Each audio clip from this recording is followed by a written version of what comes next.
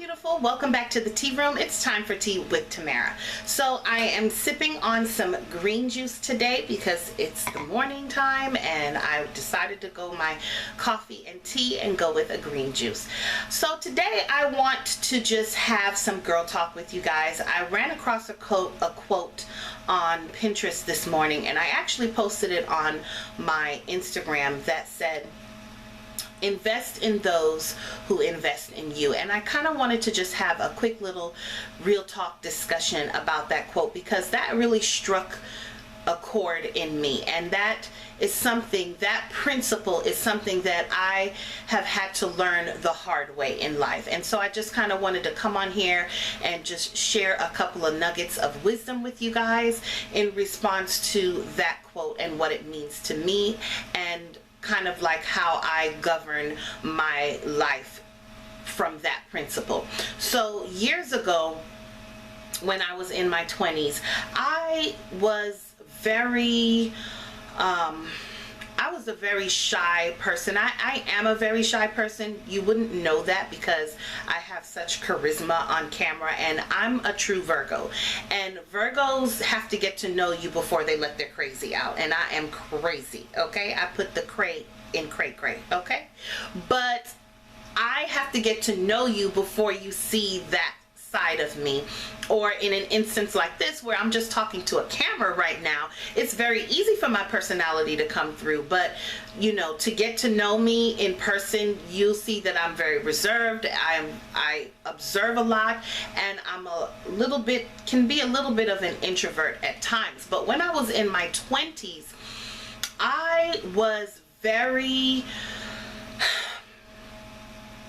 did not use a lot of discernment in the relationships that I had with people.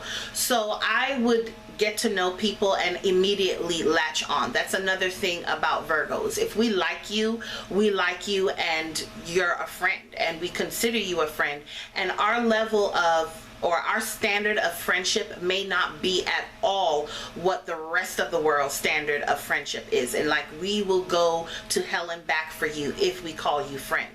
So being that that is a part of my personality, it caused me a lot of grief and heartache because I didn't have the maturity in my 20s and the wisdom to know who to give that to. And that's very true for a lot of people. And you could be in your 40s and 50s and still be like that. It's more of a personality thing than it is about how old you are. But for me, I was in my 20s when that time of my life occurred. So I would be friends with somebody and I would show up when I say I'm going to show up. I would give, you know, if I had food, I'm sharing it. If they needed something, if they're calling me at 3 o'clock in the morning, I'm showing up, I'm answering.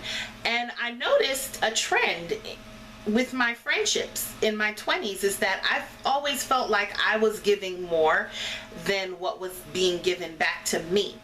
I didn't have the voice at the time to even know how to communicate that within the friendship. So it would leave me feeling very disheartened and resentful towards the people that I was friends with. And then it wasn't until I hit around 30 where I started wisening up and realizing, hey, you're doing too much. You're giving too much of yourself away to people who don't necessarily deserve it. And I'm telling you guys, once I started to really look at my pattern and see that I'm a great friend, and not to be cocky about that, but I am. I'm a very good friend. I'm a very loyal person. But it only takes you so many times of being loyal to someone and them not reciprocating it back to you that you realize maybe the problem is not so much with them, maybe the problem is with me. And so once I adjusted my mindset and realized that, listen, I have value, I have worth, I am a good person, I am a loyal friend, but that does not mean that because I have all of those good qualities that everyone in the world is going to appreciate that. I had to really take stock in who I was being friends with and what they were bringing to the table, because I already knew what I was bringing to the table, but then I had to stop and look at what they were bringing to the table. And I started to realize that I I had some crappy friends. I had friends that were users. I had friends that were manipulators. I had friends that were selfish, and all they did was take and take from me, and they never gave in return. Case in point, I would show up at their house, and a lot of my friends didn't live close to me. They lived like maybe an hour away from me, and I would show up to their houses and I would show up to their functions. But anytime I invited them to my house or one of my functions, for some convenient reason they were not available, or they had this to do, or they had that to do. And so I always felt like, wow, I'm always the one coming to you, I'm always the one attending your functions, but I don't see that being reciprocated back to me on my functions and my things. And you know, there's another quote going around that says, celebrate those who celebrate you. It goes along with the same principle. Why would you want to be in a relationship with someone where it's completely one-sided, where you are the one that's constantly doing and giving of yourself, but it is never being deposited back into you? That is the true definition of a leech. Someone that is taking and they're not enhancing you. So I just want to encourage those of you who are listening to this video today, if you find that you're in a situation and you're taking stock of your friends, and you're taking stock, and listen, some of it could be family members as well.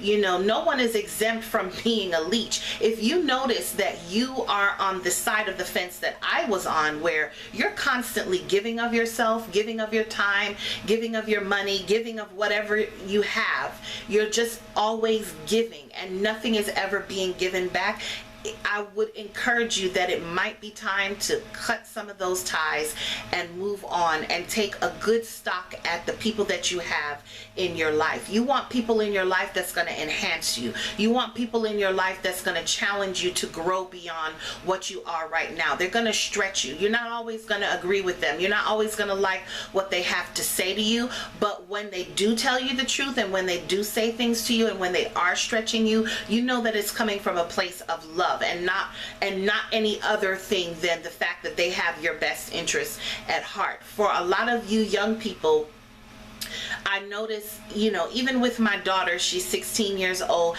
and she wants for people to like her. She wants for people to accept her. But one of the things that I explain to her on a regular basis is not everybody is going to like you. Not everybody is going to be for you, and you're going to have to find a way to be okay with that. And once you can accept the fact that not everybody is going to be your friend, not everybody is going to have your best interest at heart, you'll be able to better spot the leechers, the moochers, the people who want to just suck your energy and never give anything to you in return. You'll be able to spot them a lot more quickly once you realize and accept that you might be the most fabulous person in the world, but not everybody is going to like you. Not everybody is going to think that you are the best thing since sliced bread. So I just wanted to come on here real quick and just share a few nuggets of wisdom with you guys today, because that was what was on my heart to share. I hope you're having a blessed day.